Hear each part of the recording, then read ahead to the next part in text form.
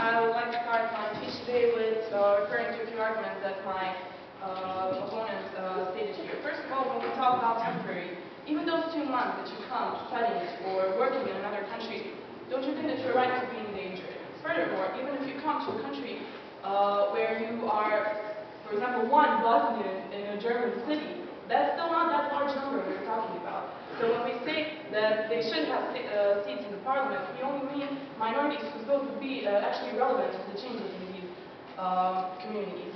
Furthermore, when we talk about specific seats, we're actually, we are talking about positive discrimination that will lead, in the future, that will lead to successful integration of those foreigners. They might be someone coming for work, for education, but they might also be someone whose children will want to live there.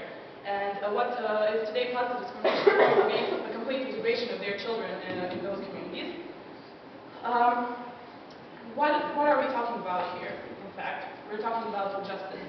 We're talking about integration. I don't know if today in the European Union, extreme right parties are gaining importance, they're gaining seats in the European Parliament. Those are parties who say that foreigners coming to their countries are damaging to the economy, damaging to the education system, damaging to their national identity.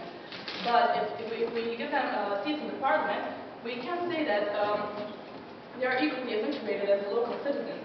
They gain importance. They are no longer a burden to the economy. They're no longer living in asylums, but they're voting just like your own citizens.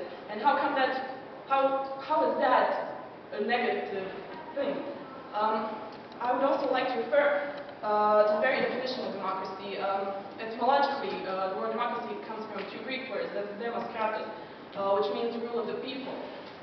If we're talking about the true democracy that we strive for, we have to give the right to vote to everyone, and not only the right to vote, but the right to be elected.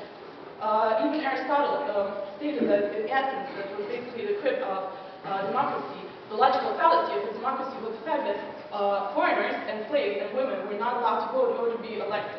Here, we're talking about true democracy that should take place in all European countries, and that's basically why foreigners should have seats in parliament.